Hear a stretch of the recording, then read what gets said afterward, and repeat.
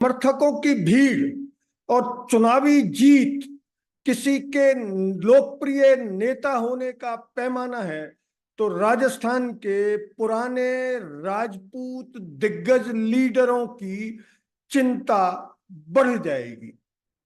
इस पैमाने पर एक ऐसा युवा खरा उतर रहा है जिसकी उम्र महज 26 साल है, लेकिन उसने दो चुनावों में बीजेपी आलाकमान को सीधी चुनौती दी और दोनों बार चुनावी बैतरनी पार करके मैदान में डटा रहा। इस नेता का नाम है रविंद्र सिंह भाटी।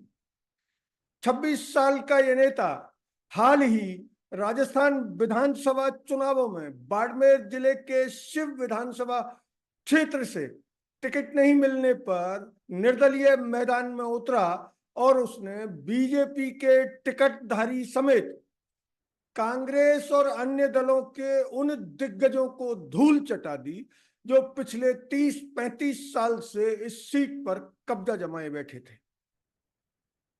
रविंद्र सिंह भाटी नामक ये नेता अब बाड़मेर लोकसभा सीट से भी निर्दलीय मैदान में आ गया है। हालांकि इस बार उसने संभवतः टिकट नहीं मांगा था, लेकिन स्थानीय समीकरणों के लिहाज से वो जब मैदान में आया तो दिल्ली तक उसकी गूंज सुनाई दी है, क्योंकि इस बार बाड़मेर से फिर वही कैलाश चौधरी मैदान में है जो केंद्रीय कृषि राज्य मंत्री के पद पर मोदी मंत्रिमंडल में काबिज है। वैसे तो कैलाश चौधरी को बाड़मेर बालोतरा सीट से फिर से टिकट देने का जो कारण है वो कारण खुले तौर पर यह माना जाता है कि बाड़मेर बालोतरा सीट पर जाट मतदाताओं का बाहुल्य है और इस सीट पर अक्सर जाट नेता ही जीत दर्ज करते आए हैं। हालांकि एक दो बार कुछ राजपूत नेताओं ने भी यह जीत हासिल की है, लेकिन उनकी जीत प्रदेश में उतनी चर्चा का विषय नहीं रही जितनी बड़ी चर्चा जाट लीडरों के जीतने से होती। लेकिन इस बार राजपूत जात का रविंद्र सिंह भाटी इस तरीके से मैदान में आया है कि प्रदेश नेतृत्व को तो भाजपा के प्रदेश नेतृत्व को तो ये समझ ही नहीं आ रहा कि उन्हें समझाया कैसे जाए। वो निर्दलीय नामांकन दाखिल कर चुके हैं और उनके नामांकन के समय उमड़ी भीड़ अगर उसको सैटेलाइट के जरिए मापा गया होगा तो राजस्थान में अभी तक नामांकन के समय उमड़ी इन लोकसभा चुनावों में अगर नामांकन के समय सबसे बड़ी भीड़ उमड़ी है तो रविंद्र सिंह भाटी के नामांकन के समय उमड़ी है। वैसे भी रविंद्र सिंह भाटी को खुले विचारों का ऐसा युवा माना जाता है जो सिर्फ राजपूत जाति के खोल में बंद नहीं है। उनको सभी जातियों और सभी जातियों के युवाओं का समर्थन मिलता है, क्योंकि वो खुले मन से और खुले विचार से लोगों की समस्याओं का समाधान करने में यकीन रखते हैं। आपको बता दें कि रविंद्र सिंह भाटी की चुनावी जीत इस लिहाज की है कि उन्होंने हाल ही यानी 2023 में जो विधानसभा चुनाव हुए उनमें शिव विधानसभा क्षेत्र से 79,495 वोट लिए। इसी विधानसभा क्षेत्र से लड़ रहे फतेह खान को 75,545 वोट मिले। सिटिंग विधायक अमीन खान को 55,264 वोट मिले और बीजेपी के स्वरूप सिंह खारा 22,820 वोट लेकर चौथे स्थान पर खिसक गए।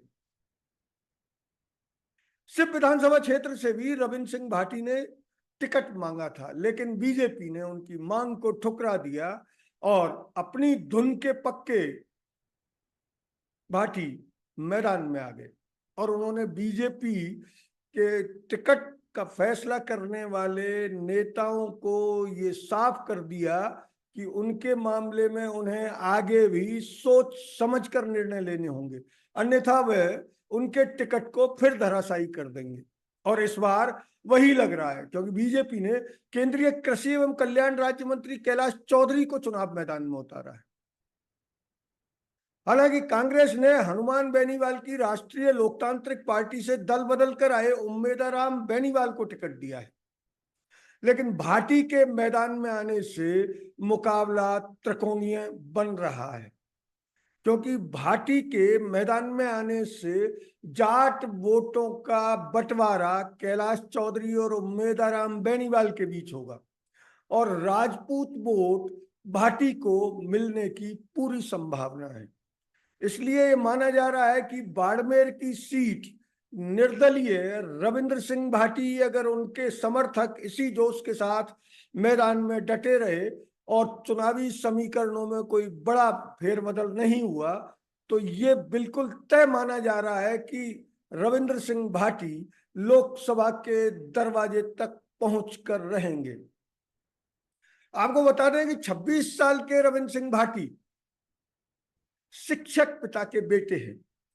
उन्होंने वर्षों पहले जोधपुर की जयनारायण व्यास यूनिवर्सिटी छात्र संघ अध्यक्ष का टिकट एबीवीपी से मांगा था, यानी भाजपा की विद्यार्थी परिषद से मांगा था, लेकिन उन्हें टिकट नहीं दिया गया। नतीजा, भाटी मैदान में निर्दलीय उतरे और उन्होंने यूनिवर्सिटी अध्यक्ष पद पर कब्जा करके साफ कर दिया कि ये युवा आने वाले वक्त में राजनेताओं, विशेषकर राजपूत नेताओं के लिए चिंता का कारण बन सकता है। वैसे भी राजस्थान का राजपूत नेतृत्व इन दिनों संकट में दिख रहा है। एक तरफ उसके एक बड़े नेता एक लोकसभा क्षेत्र में सीधे मुकाबले में फंस गए, हालांकि टिकट किसी और के पास है। दूसरी ओर एक और केंद्रीय मंत्री जोधपुर में मुकाबले में पसीने पसीने होते दिख रहे हैं। अगर ये वीडियो आपको अच्छा लगा तो इसे लाइक करें, शेयर करें और हाँ, चैनल को सब्सक्राइब जरूर करें। धन्यवाद। जय हिंद।